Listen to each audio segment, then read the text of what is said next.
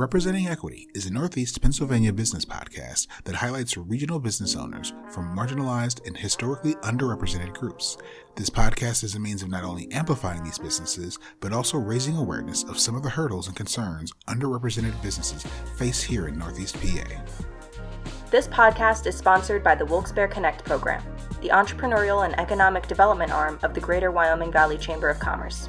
Connect just introduced a brand new equity initiative called the Connect Inclusive Program, which was created to address systemic and historical barriers to entrepreneurship and business growth experienced by individuals from minority communities. We do this by providing accessible resources specifically tailored to their needs, providing them with all stages of education and technical resources to start up or continue to grow their business. For more information on Connect Inclusive, please visit our website at wyomingvalleychamber.org.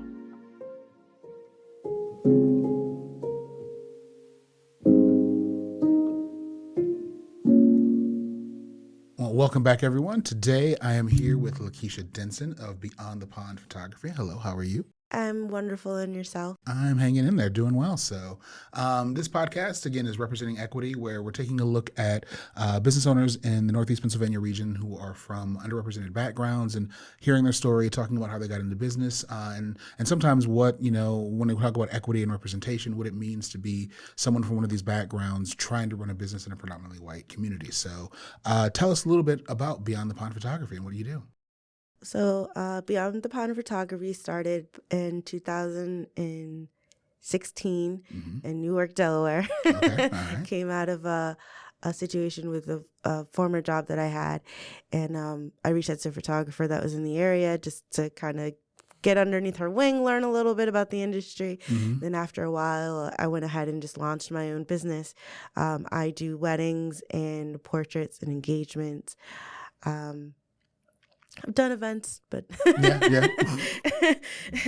And I just love telling everybody's story as authentically as I can. I love it. It's great. That's awesome. Now, I know you didn't start in portrait and wedding photography. You were doing music photography before then? Yes. So before I started my business, I decided to use my photography experience to, the interest in photography to, support some of my friends in the music scene.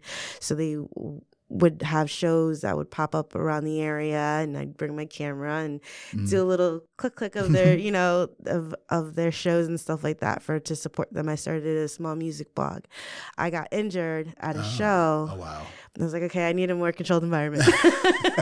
Because I ended up fracturing my wrist, breaking a lens. I was like, yeah, I got pushed into a speaker. Oh, God. They were kind of going a little too hard in the crowd, and I was off to the side thinking I was going to be safe, No. And then that's when I reached out. Her name's Marissa of Marissa the Taylor Photography. She's amazing. She's in Newark, Delaware. But yeah, she got me started to where I am. She's my mama bird. Oh, very cool. Very, very cool. And if there are photographers who's ever done live events, and especially music scene, we all understand that pain. Because the biggest fear is someone knocking you over or hitting that lens that's completely exposed. So yeah, that's crazy. Well, happy you survived. Me too. Live to shoot another day. That is awesome. And so with Beyond the Pond, it's weddings and portraits. I guess why that shift? So going from something that's completely uncontrollable, it's live, you're sort of capturing what's there, to a situation where you're really sort of controlling the environment. Why that big of a switch? The dealing with the large crowds, the unpredictability of the crowds, lighting.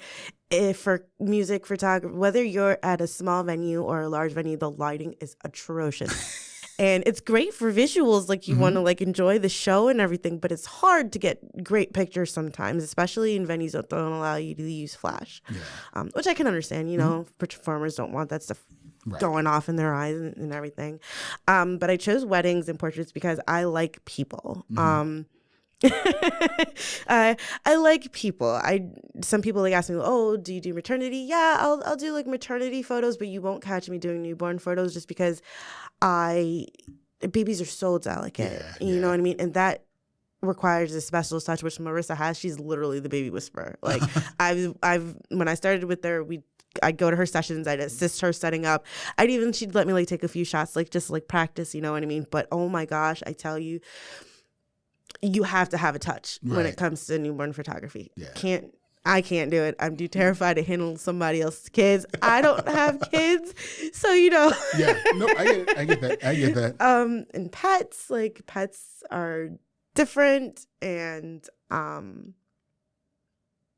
don't know. Seniors, I've done a few senior photos too, which is great. There's nothing wrong with it, and I know that there's a lot of people in the area that specialize in just that field of photography, and I'm just like, I like love stories. I love people. I love making people feel good through the photography, and that's why I chose those areas. Very cool. Now, was art something you were always into? Was this something that set on right when you were doing the music photography, or have you always dabbled in it? Well, it was the first time I've ever done photography, but I've always been kind of artistic. A little bit. Different types of media of art, but I've had an interest in photography. My school had a photography lab, but I never got into it because they did the film photography, and the fumes were just overwhelming. No, I knew. Our science room had a black room. When it came to photographing, stuff underneath the microscope and developing it, and just the smell of that alone, like when people would swish in and out of the room, I'd be dizzy before I got a chance to actually start going through that process. And it's a process. And I would be just so I never really got a chance to do it. Kind of went a different way and did music and did cello in high school. In middle school. So did I, actually. Did you? Yeah, I played cello. I started in sixth grade. The school that I went to, everyone either was in choir or in a band. So we all had to try an instrument to go out and sing. And I was at that awkward stage where my arms were too big for my body because it was growing. And so none of the instruments I wanted to play I could. They were like, you can try drums, the trombone, or the cello. And I tried the cello and fell in love with it. So yeah, that's hilarious. Played all the way through high school as well. It was I think I only went through my freshman year of high school with the cello, but I started in elementary school and worked my way up. Oh my gosh, not thinking about it, all the instruments that they had you use when you were a kid, the recorder. But no, the cello, just I love creativity. I love music. I love art. I love culture. Thank my tia for instilling that in me. The interest in that, in those subjects, just made appreciating art very easy. So picking this up wasn't it was a no-brainer. You know what I mean? Yeah, that's awesome. That's very cool. Very, very cool. And so being a person of color in this region, how moving from Delaware, and I'm not sure where you were in Delaware, was it a predominantly white area as well, or? It was a pretty good mix. It was Newark, so right outside of Wilmington. Okay, gotcha. All right. So it had a healthy mix. I mean, I'd say it was a healthy mix. Yeah. And so that transition from there and then trying to, start a business here, what was that like? The look on your face already. The look on my face. Aside from the process, because I appreciate, I grew up in Pennsylvania before I moved to Delaware, so I can appreciate the state for what it is, but Delaware makes the process for starting a business a lot easier. Gotcha. And then just... you speak freely. I'm going to say the lack of culture was a shock. For some people, when they move, it's a culture shock. Right. The lack of culture is a shock for me when I moved here. And trying to reach out to people when I first started my business was kind of challenging, first of all, because to my knowledge, right here in this area between Lackawanna and Luzerne County, as far as I know, I'm the only Black registered woman photographer in the area. Wow. That I can think of, because maybe not anymore. When I first moved here, yes, but because I know that there are a lot of photographers that are up and coming, but because I tried to do my research because I wanted to see who were the people out here that were doing photography, because I wanted to connect. I wanted to learn, the people that were around. And I tried to search, and I found that when I first moved here, I know that there are people that have cameras and that do business, but like registered with a business, with a license for sales and use and all that stuff, like going through and being registered. I found that I might have been the only one. So that was shocking. Which is funny because I'm thinking now, and even not knowing where they are with the level of the business being registered and doing all those things, I don't know. In all the years that I've done wedding photography, videography, at least that I've ever worked with a Black woman photographer. Really? And I'm trying to think.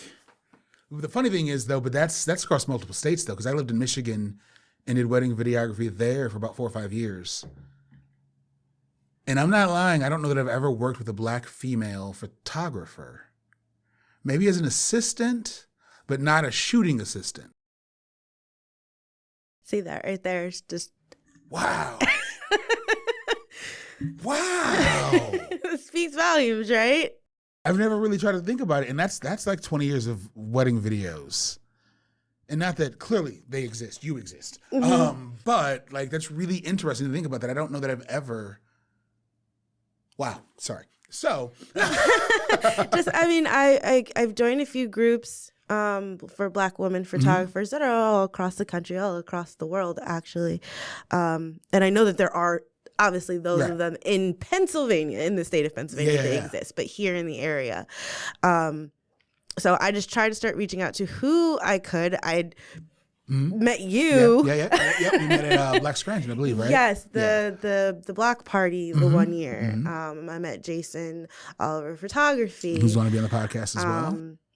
And for the my brain, the Black Expo that just happened last year at Mohegan Sun. Yep. I met Daniel Valentine. Yep. And I had. I didn't like. Yeah. You figure it out as time goes on. You know what I mean? And just the lack thereof makes you want to jump in this even more. Right. To have that representation. You know what I mean? And that was just a lack of culture shock for me. I can't say it any differently than that. I mean, the people that I work with is great. Like I know Paulette Mitchell and Jonathan Edwards. They're great. Yeah. You know what I mean? So it's not like I cut myself off from like getting to know anybody else in the area, you know what I mean? But it's just wow. Well, no, and it is, and I think that's an important point that the photographers that we know that we work with in the area, there's nothing wrong. But it is an interesting lack of culture or lack of diversity, at least from a race aspect, the lack of color diversity in a lot of the photographers that are in the area. But again, those who are here that I've worked with, I can speak for at least, I've never had a problem with it. It's been amazing work. But it's just interesting really thinking about it. Because I know Jason reached out to me to do some videography work at one point in time because he wanted to work with another Black person who was doing the video side, but by that point I was like, I'm trying to ease my way out of weddings, and so like, I remember. I think I've asked you not that long ago actually, because I have a preferred vendor list that's growing, and I wanted to ask you to be part of that. You're gonna just skip my way on that one. Moving out of the wedding industry, but that's interesting. So being a black photographer in general, but even a Black woman photographer, have you had people reach out to you specifically to be their photographer? You're saying yes. So yes, I was actually I was going to move to that next point. I had a wedding couple that reached out to me because they said that they wanted to hire a Black photographer in the area, and it was funny because the conversation that we had, the conversation that we had was they asked me if I had experience shooting other Black people, and I was like. You would think, like, as a Black person, you would not get that question, but it makes sense, though, because for a predominantly white area, exactly, like, there are plenty of people that don't, and I did a podcast with, it's LLAG, the Love Life of an Asian Guy on Facebook, Rainer, he's absolutely wonderful, and I hope he has me back soon on his show, because he's great. I had talked on a segment about that, you know, how photographers don't know how to photograph multiple like shades of skin color. And so I was like taken aback for a second. I was like, wait, what? I was like, yeah, of course I do. So I was able to like share a couple of photos that I've done. Of course, I've never done a Black wedding in the area, but I was able to show some portraits that I've done. which worked out. Yeah. I had a black groom, a white bride. They were wonderful. I hope that they're doing well. I may have to reach out to them.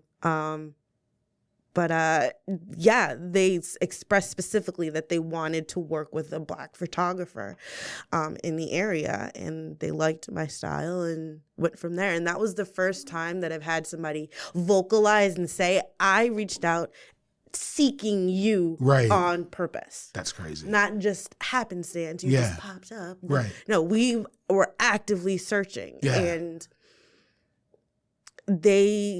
when we had the conversation, they told me that they found other photographers, but they were too far away. And I was like, well, that goes back to the notion you said, you when you started your business and looking at registration, you're the only black female photographer that that is at that level. But even black photographers, I know Jason, I know you.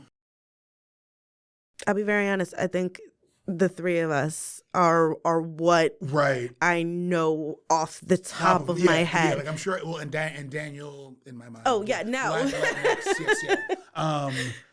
But you're right. But that's interesting that they sought you out. And even when I was in Michigan, though, I probably did more Hindu weddings than I did black weddings.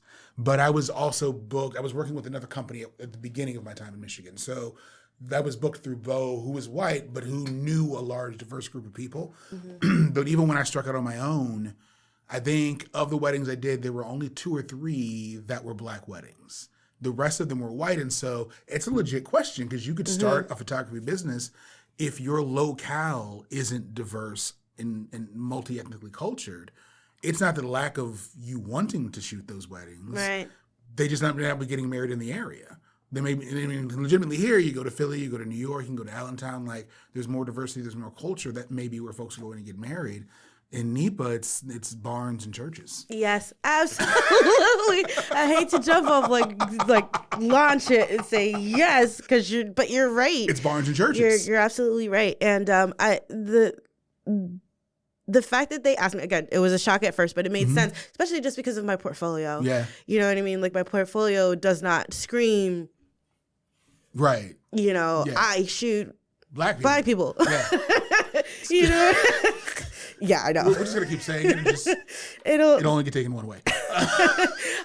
So the question makes sense, because if I was looking for a photographer, I would have that same question anyway. You know what I mean? Yeah, Unless I was able to look at their portfolio and see that they had such a huge diverse of clients and couples and individuals, then that'd be something entirely different. And in those groups that I've been in, I was in a wedding.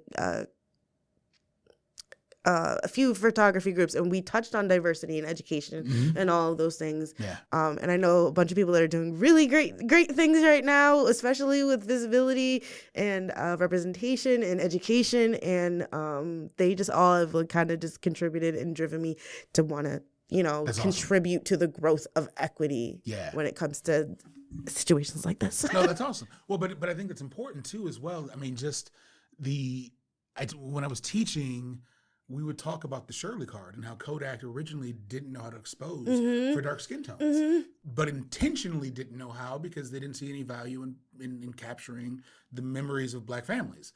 And so film was taught on white skin tones. And so it's a valid question. Can you shoot darker skin tones? Because if you've never done it and you don't understand that history and that you've got in Lightroom, your presets have to be tweaked. Yeah. Or everyone's going to have a really, really burgundy mahogany skin tone, regardless of who they are and what they actually look like. Because most even presets aren't designed for it.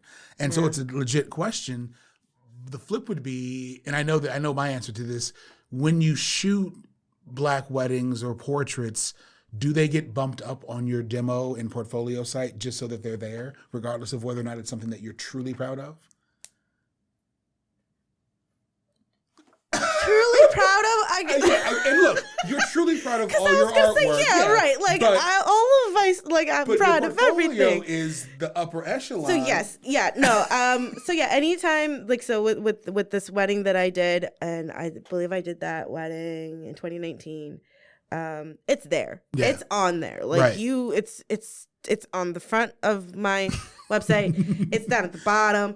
It's on the pricing page, like Yeah. like their wedding, you will see almost on every on every page. Just because, first of all, it was a gorgeous wedding. It was Right. beautiful. I went to Edgewood Mhm. for their wedding, and they were wonderful. But yeah, no, I want that to be in the front. I want that to be one of the first things that you see. Because if you just see a white couple Right. and then me, Right. and then you'd have to hunt To find, yeah. to find the, I don't want people to have to hunt for that. Right. I want people to know, hey, you're looking for a photographer that can accurately and authentically represent you. Mhm. Look no further. I don't want you to have to click on page after page after page after page to say, you know, can this photographer capture what I look like? Yeah. No, it's important. And I agree. And I'm the same way. When I was doing weddings, I'm trying to think, the last time I did a wedding with a person of color would have been, I want to say it was 2018-ish. But that wedding, when I was still doing wedding videos, was always in the reel towards the front. Like, first 2 or 3 clips you saw was going to be that couple. And again, it was a wedding I was proud of. It was gorgeous. It was at a vineyard. It was amazing. Oh, it sounds gorgeous. It was a lovely one. But it was also one of those that, because I didn't want you to have to hunt and find it, like, yes, I can expose properly, even outdoors for dark skin, but I can also capture the vibe. Because with the wedding video, it's not just the image, it's what's the rest of the vibe of the wedding. Right. And with a vineyard and all those things, but like the music there was much more ethnically different than we weren't doing the dollar dance to a polka.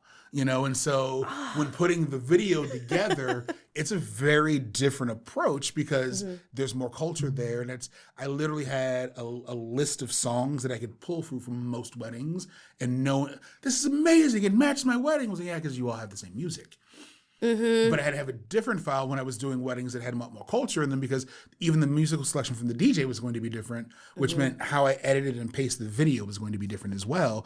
But you've got to show that, yep, I can shoot it and it's going to feel like your day and not every other wedding in Pennsylvania. Yep, that's like the main important thing, just for my own brand. And I'm sure every photographer out there will say that, oh yeah, no, make your day out. And it's like, no, I don't want you to look at your wedding photos and be like, you know what, that reminds me of Jack and Sally's wedding, you know, from like so and so's photography company or something like that. It's like, I want your story told the way you want it told. Yeah.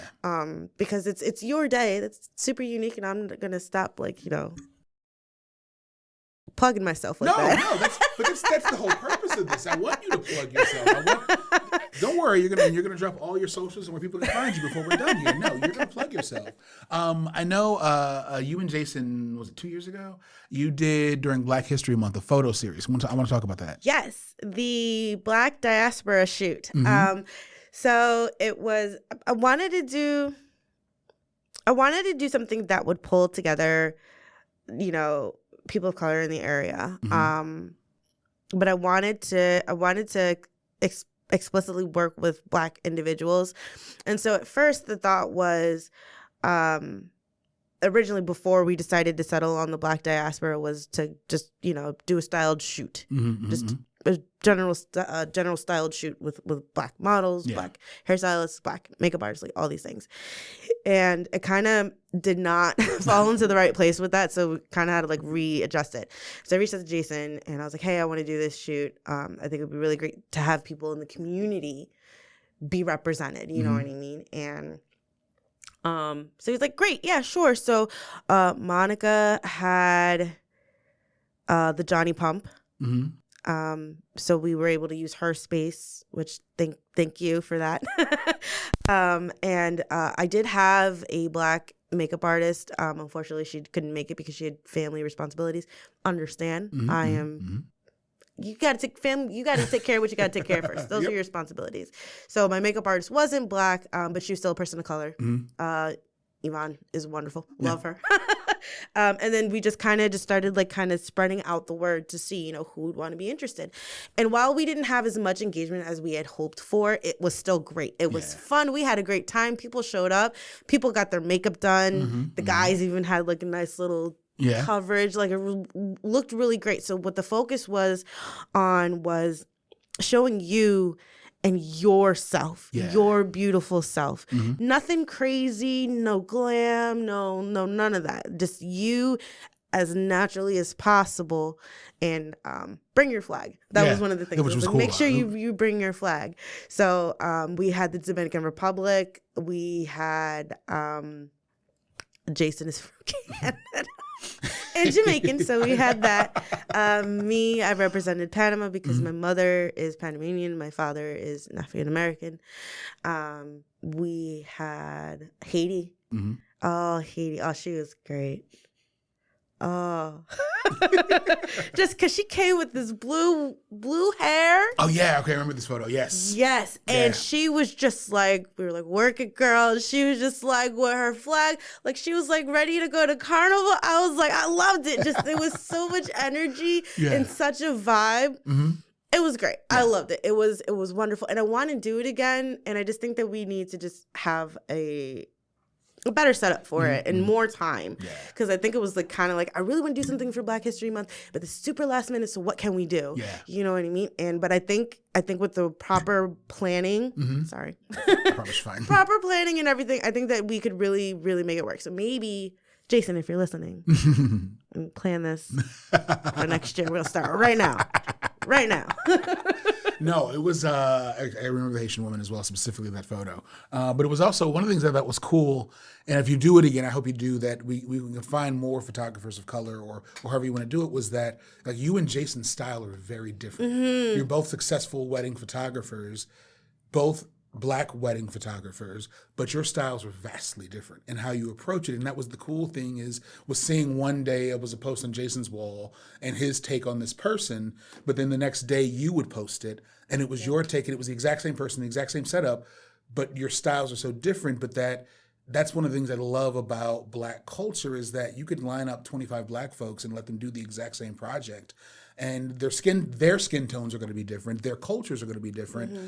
And their approach to the exact same thing is going to be so vastly different, but it's still all Black art. Mm-hmm. And how rare is it that we celebrate Black art without trying to unify Black art? Like, you were both very different photographers, even in your personalities and getting to know you. You're very different, but under that banner, you're still Black artists. Mm-hmm. And Black artists with ties to the Caribbean, like, there's so much that connects the two of you. Yeah. But when you see your photos, you're like, these are two entirely different people under that banner, and I would love to see that grow, where there's all these Black artists and you see all this variance and all the same skin tones and all these things, but it's so much more because it's all these people are representing themselves, but then you get to represent yourself through your photography. So it was amazing to see that. Yeah. I think that's actually a really great idea. I think if we can get more photographers to jump in on the project, we could do like a whole spread thing of like, this person presented by these photographers and these are the different stuff.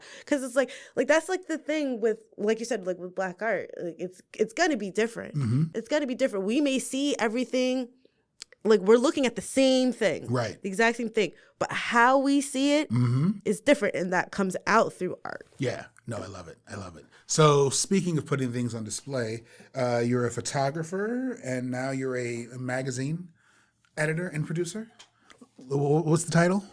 Prixmatic. Talk to us about Prixmatic. So, I think I have to do this plug first because So first, I want to say thank you to Lackawanna County's Art and Cultures Department for approving me for a grant. Oh yeah. Yes. So this is why I'm finally getting this project off the ground, because I've been holding on to this idea for like 3 years. Yeah, I think as long as I've known you. And like I was like, I really want to do something that gives back to the community, because I don't want to make it about me. Mm-hmm. I want to do something that helps other business owners or Trust other me. Artists. I understand. like this, you are jumping into that pool and you're using your skill in this to do that. And so I wanted to do something else differently. And I love digital technology, and I love art, and I love photography, and I love building things. And so I came up with the idea that I wanted to highlight Black, Indigenous, and people of color owned businesses in the area, the small businesses, the guys that nobody knows about, right. The businesses that could survive if only they got enough attention. Right. And so one of the things is I followed the Happenings magazine when I first got here, when I first moved here. I was like, okay, cool. This tells you what's going on in the area. Great. Right. There was just a huge lack of representation. Right. And it's like, I've noticed that if you go to any website, that's like any PA focused or anything like that, about what's going on or businesses, unless you're going to the Chamber of Commerce, right, or unless you're going to Black Scranton Project or something like that, you're not going to find those things. Yeah. You're not going to see those things. You're not going to see those businesses, those people, those artists. Like, in my search for the businesses and people that I'm going to be reaching out to for the magazine, I was shocked that I've lived here since 2017. Okay? I had no idea about half of the people that I found.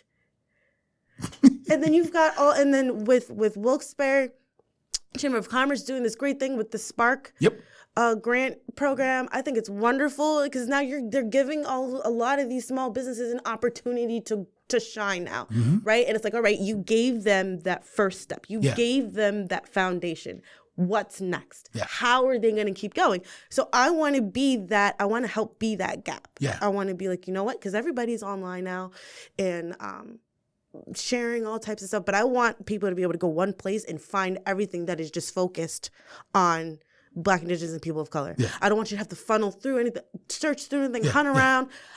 You want to know about a Black hairstylist? I got you. You want to know about Black jeweler? I got you. You want to know about, like an Asian artist that's out here in the area making just beautiful art or murals? I got you. Yeah. Like, that's just the whole point of this is it's not about me. It's about you. It's about the community. It's about, because I know that there are tons of people that are like, oh, I wish this was open here. I wish that was open there. And it's like, it is. Did you know how long it's been here? Right. Oh, it's been here for 4 years? No, I didn't know that. Why? There's no representation. There's no highlight on those businesses. Right. So that's where I come in. That's the point of Prixmatic. Yeah. So it's a play on the word prismatic. Which is pretty much what you, like, when you take, like, a light and go through, shine through a prism, and it refracts into all these different colors. The magazine is the prism. Gotcha. Oh, okay. When you shine a light on them, you get all the different colors. Okay. So these are all the businesses that come out on the other end. They're filtered and funneled through, so you get exactly what you want to see. That's awesome. That is amazing. Well, and it's funny because so from the audio side, that was the purpose of this podcast, is that exact same notion, is that when you look up minority-owned businesses, and mine's beyond BIPOC, I'm looking even at women-led businesses or LGBTQ-led businesses, the whole idea of underrepresented groups, but how do we give them a voice and help to continue to promote them? And when I was looking around from the podcast aspect, it was very much whitewashed.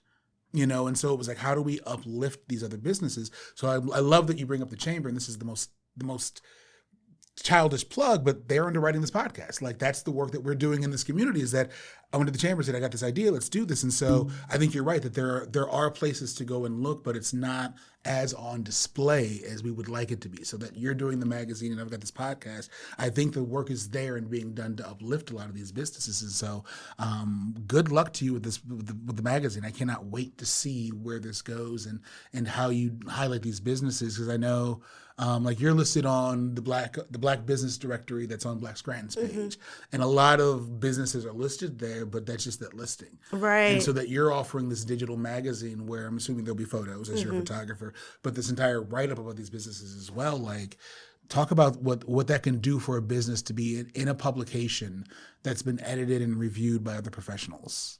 Like, what do you think that's going to do for these businesses? I mean, because it's brand new, it doesn't have a whole lot of weight yet, but I feel like once it picks up, people take it seriously. That's the thing I'm hoping, that people take this seriously, that this is a passion project. I have sleepless nights. Okay. I tell you, I think it's going to give them power. Yeah. Oh, okay. Yeah. It's going to give them visibility. It's going to level the equity playing field, I feel like, because it's like, all right, Joe's Pierogi shop. It's been around for like 150 years, right? Everybody knows this, but they've been in like publications. They've been in the Times Leader. They've been in Citizens. They've been, you know what I mean? There's that visibility. It's like, oh, but now, you have, we'll say, there's like a Caribbean soul food that opened up. You know what I mean? They've been here for a year, they're struggling, they just need like a little bit of highlight. It's like when they start sharing that they are now being featured, you can actually read more about them, learn more about them. The magazine is going to have business owners and artists and individuals. They're going to be able to provide tips. They're going to be able to, like, maybe I'll have like a theme or something like that. They'll focus, they'll give their expert opinion or feedback on that specific theme or something. So it's not just going to be, hey, there's this business, go see them. Right. You know what I mean? It's that next step. It's that next step. It's going to help, give them that visibility that Joe's Pierogies has. You know awesome. what I mean? Yeah, it's amazing. That is amazing. Again, like I said, I cannot wait to see where this goes, and if I can be of help, please let me know. And if any listeners want to get in hold of you, how should they go about getting a hold of you to either to hire you as a photographer, to learn more about the magazine or whatever? You can go through my photography website. There is a website built. I've already done like a preview live on it. It's just a lot of placeholders for right now. So once everything gets in its place, then I'll be able to launch the Prixmatic website. But for now, you can reach me through beyondthepond.photography. There's a contact page on there. If you go through the Facebook page, there's a link for the magazine, and there's a contact area there too. Or you could just send me a message. It's hello@beyondthepond.photography. That works too.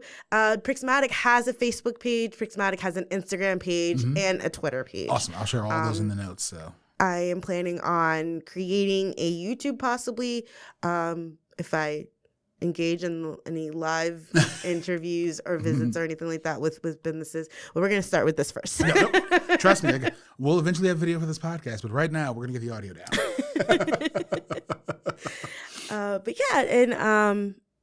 Trying to think if there is another way, but that's primarily go through the website, whether it's for photography purposes or if you want to get on this magazine, if you're a business owner, if you're an artist, if you're a speaker, if you're a poet, like art and culture, that's what this is about. And you can be any person of color. This is not just for Black people, because Black culture crosses over many other cultures and vice versa, you know what I mean? And just the influences and whatnot. And I think that that's part of building that diverse community is by, involving everybody. So look, I love culture. I really do. So lay it on me, guys. Hit me with it. So I want to wrap up with this for other minority and underrepresented groups or individuals who are in the arts and who are looking to get started and who are worried about finding their place or finding their way. What advice would you give them? Trust yourself. Yeah. That's going to be the number one thing that I can say, because I've been doing this for a little bit, but I've always been a kid that's always stuck up for the little guy, and I've grown up in a predominantly white area, and people will make you question yourself all the time. It doesn't matter what you do. It doesn't matter if it's right or wrong. You can go about it in the best way of intentions. Doesn't matter. If it rubs them the wrong way, they're going to make it, they're going to make it your business. And I like the quote that says, mind the business that pays you. What other people think of you is not your business. You got to get up and look in the mirror and say, you know what? I love me. I love what I'm doing. I trust this process. I trust what I'm doing and what's going to come out on the other end of that. You have to. Yeah. You can have all the support in the world, but if you don't support you. Yeah. Lakeisha, thank you very much. I'm looking forward to seeing again where Prixmatic goes and continuing to follow your photography career. And you and Jason will definitely, if I have to hold you both to the fire. Do it, please. I want to make sure that this happens. So, please make sure that Jason hears this. I will. Because I want to be like, did you hear that podcast? Yeah. Called you out. Yeah. Called us both out. No. I want to see more of that the diaspora series come out. So, but no, Lakeisha, thank you very much for your time today. You heard, if you want to get a hold of her, it's always going to be at Beyond the Pond, some form of Beyond the Pond on the internet. We'll find you. Yep, you'll find me. Make sure you put Beyond the Pond photography, because there's like a Beyond the Pond book that's out there. That's not me. Oh, wait, are they in England as well? Because there was a Jason had the problem where someone in England has the same name and is in photography as well. But it was a white guy. And he was like, send him a cease and desist. He was like, I'm pretty sure if people find us, they're going to know the difference. Yeah. I actually don't know. Now that I think about it, I should probably know that. But because photography is on the end of that, I hopefully won't have that problem. So Beyond the Pond Photography, that's where we'll find you. Thank you very much for your time today. Oh, thank you so much for having me. I'll be here, and I can't wait to hear how this podcast turns out.